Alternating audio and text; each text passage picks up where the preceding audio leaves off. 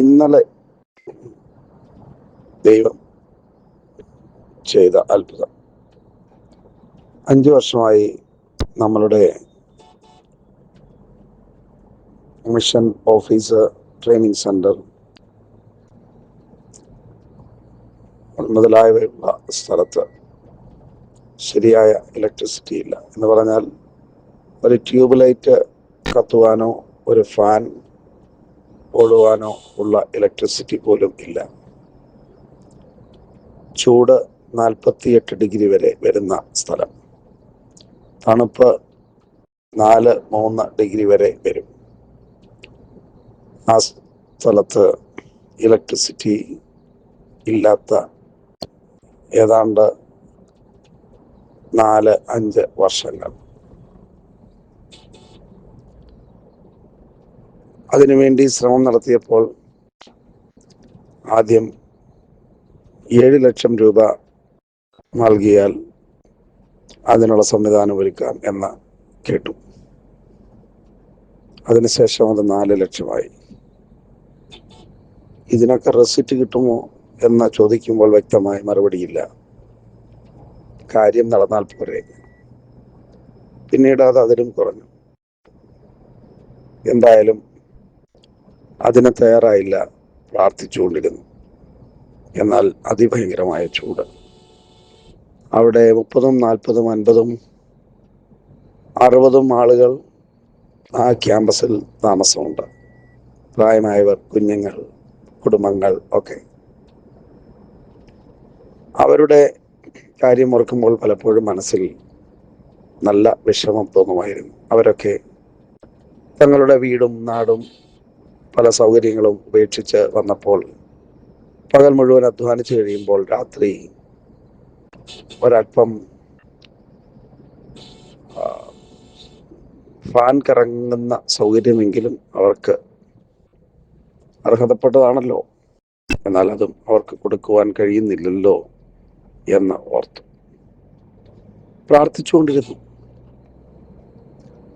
ദൈവം ഒരു അത്ഭുതം ചെയ്യുവാൻ വേണ്ടി പ്രാർത്ഥിച്ചുകൊണ്ടിരുന്നു. അങ്ങനെ ഇരിക്കുമ്പോൾ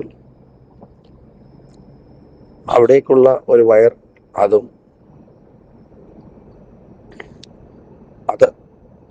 മുറിഞ്ഞുപോയി. ഫാൻ പോലും കറങ്ങില്ല എങ്കിലും പേരിനെങ്കിലും വൈദ്യുതി ഉണ്ടായിരുന്നു. ഇപ്പോൾ അതുമില്ല. അപ്പോൾ പറഞ്ഞു, ഈ വയർ നിങ്ങൾ തന്നെ മാറ്റണം. അതിന് 25,000 രൂപ. ഇതിനിടയ്ക്ക് ഒരു അത്ഭുതം നടന്നു. ഈ സ്ലോ മോഷനിൽ കറങ്ങുന്ന ഫാൻ, മിന്നിക്കൊണ്ടിരിക്കുന്ന ട്യൂബ് ലൈറ്റ്, ഇത് ഉള്ള സമയത്ത് ഒരു സ്നേഹിതൻ അവിടെ വന്നു. ആദ്യമായി അദ്ദേഹത്തെ കാണുകയാണ്. അദ്ദേഹത്തിന് വേണ്ടി രാത്രിയിൽ ജനറേറ്റർ ഇട്ടു. അല്ലാത്ത സമയങ്ങളിൽ ജനറേറ്റർ ഉപയോഗിക്കാറില്ല, കാരണം അതിൻ്റെ ചിലവ് കൂടുതലാണ്.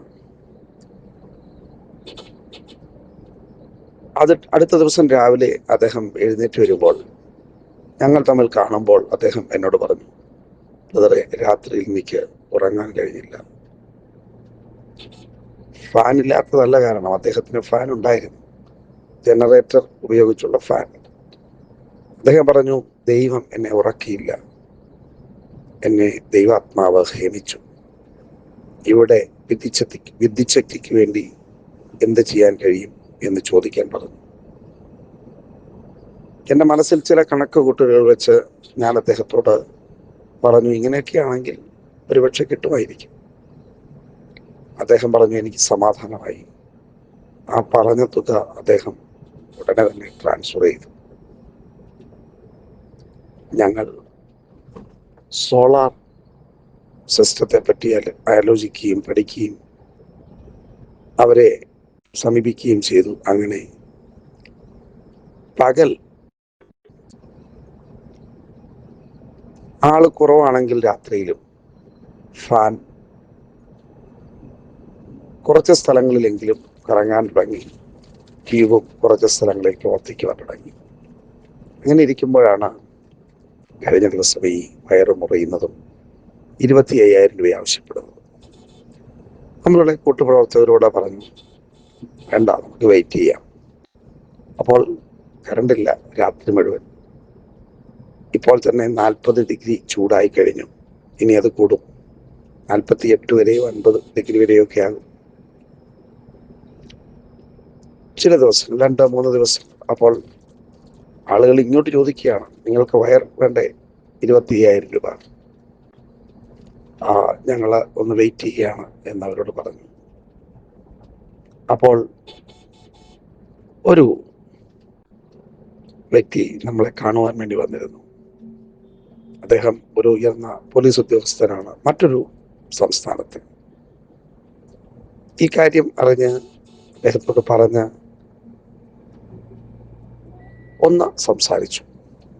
അദ്ദേഹത്തിന്റെ വാക്ക് കേൾക്കേണ്ട യാതൊരു കാര്യവുമില്ല. അതിനുശേഷം എഞ്ചിനീയറെ വിളിച്ച് ഒന്ന് സംസാരിച്ചു. അദ്ദേഹം പറഞ്ഞു, നിങ്ങൾ ഇങ്ങോട്ട് വന്നാട്ടെ. അവിടെ ചെന്ന് കഴിഞ്ഞപ്പോൾ അദ്ദേഹം പറയുകയാണ്, നിങ്ങളുടെ ലൈൻ, നിങ്ങളുടെ കണക്ഷൻ 2 ദിവസത്തിനകം ശരിയാക്കാം. നിങ്ങൾക്ക് വയർ തരാം, നിങ്ങൾ പണം തരണ്ട. പരിചയങ്ങളില്ലാത്ത എഞ്ചിനീയറാണ്, മറ്റ് ബന്ധങ്ങളൊന്നുമില്ലാത്ത വ്യക്തിയാണ്. എന്നാൽ അദ്ദേഹം നമുക്ക് വേണ്ടി ഒരു ഫേവർ ചെയ്യുവാൻ തയ്യാറാകുകയാണ്. അടുത്ത ദിവസം പറഞ്ഞു, നിങ്ങൾ വാഹനവുമായി വരാമോ? വയർ ഇന്ന് തന്നെ കൊടുത്തുവിടാം. 25,000 രൂപ വയറിന് വേണ്ടി മാത്രം ചോദിച്ച സ്ഥാനത്ത് 7 ലക്ഷവും 4 ലക്ഷവും ചോദിച്ച സ്ഥാനത്ത് 1 രൂപ പോലും കൊടുക്കാതെ സർക്കാർ നമുക്ക് വേണ്ടി ആ വയർ, ഇലക്ട്രിക് വയർ ഇറക്കി നമ്മുടെ സ്ഥലത്തേക്ക് കണക്ഷൻ തന്നു. ഇന്നലെ അവിടെ ചെല്ലുമ്പോൾ 5 വർഷത്തിൽ ആദ്യമായി നമുക്ക് സാധാരണ രീതിയിലുള്ള ഇലക്ട്രിസിറ്റി, ഫാൻ കറങ്ങുന്ന, ലൈറ്റ് കറങ്ങുന്ന, വേണമെങ്കിൽ ഒരു AC വരെ വർക്ക് ചെയ്യുന്ന കണക്ഷൻ അവിടെ ലഭിച്ചു. ദൈവത്തിൻ്റെ അത്ഭുത പ്രവൃത്തികൾക്കായി ദൈവത്തെ മഹത്വപ്പെടുത്തുന്നു.